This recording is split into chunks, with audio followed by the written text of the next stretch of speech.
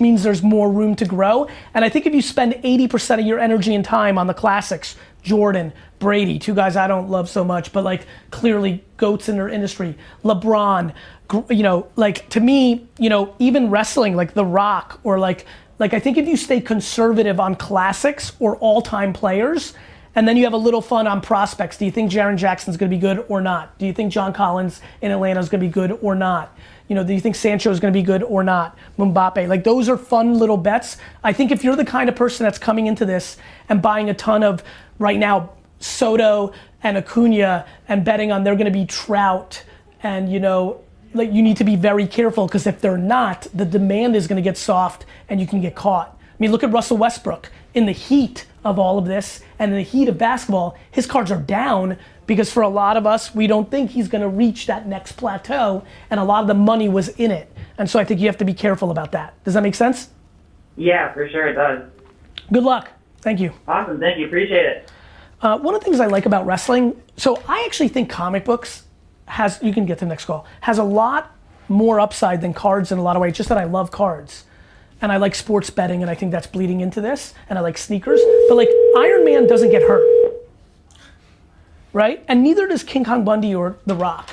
So I think hello, who's this? Hey, this is Andrew. Andrew, what's good? Hey, You're chopping, brother. I'm it right now. Good to talk to you. Good to talk to you too. What's your question, brother?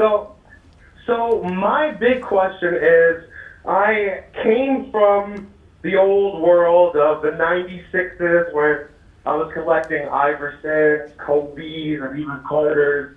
Coming back to it, obviously, because what you were saying earlier was very true. Have older kids now.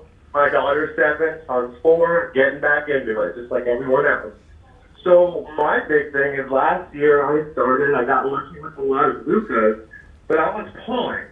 My question to you is, do you think it's a better strategy as a collector coming back in to buy boxes and maybe hold them to flip, to buy like a nice PSA card, or just enjoy the fun of just opening the packs and getting love? I think the answer is you have to be very self-aware and focus on you. Not what I say, not what others say. This is a single game of what brings you happiness. My friend Old Lou, right, who's Little Lou's dad, he loves opening wax. Now, if he lands a 1/1 of an iconic card, he can make that, if he pulled the 1/1 Wander Franco, it would have made his whole venture ROI positive. It's unlikely that most people pull such a big pull that it makes it ROI positive. If you make bets on players, there is a more financial potential of return, especially if you're good at it. The problem is, it might not be as fun for you, Alex, right? Like opening packs is fun as fuck. Like it's gambling. Right, exactly. It's gambling. So for me, go ahead. And that's really the most fun, you know, you got kids, you got that whole game of everything going.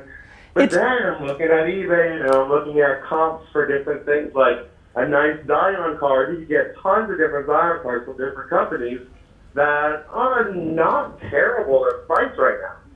So that's kind of where I'm at. And then Zion gets hurt. He was already missed a big chunk of the beginning of the season, and if Zion gets hurt, the market falls apart. Right. Right? So or he's Giannis and Luka and keeps going through the roof, and it seems cheap right now. What you know, one thing I've noticed of people who've razzed me on Twitter, they're like, this guy comes in and thinks he's an expert. I don't think that at all. I don't think I'm an expert at all. First of all, I'm excited to do this Q&A and answer I don't know. There's a big gap in my game. I just don't know. I do know certain things. I know macro trends of human behavior pretty well, which is why I've built a big career. And I know that I also follow sports, and I also have the luxury of being in a place in my life where I probably know who the human being is a little bit better than most people, because I own a sports agency. I run in circles that allows me to get to know some of these people. And guess what? One of your biggest vulnerabilities is you think a kid can jump out the building, but you actually don't know that he's a piece of trash and he's gonna be out of the league in 3 years because of his human behavior. So there's a lot that goes into this. There's also Derrick Rose. If I was getting involved right now, and it was right before Derrick Rose got hurt, and he's an MVP, the youngest in the league, and well on his way, and in a big market, and swaggy as shit, I'm pouring real money into Derrick Rose, and then he goes on to becoming so injured, it doesn't work out. There's Andrew Luck. My favorite thing is to figure out which quarterback's gonna put another ring on to explode. Andrew Luck would have been at the top of that list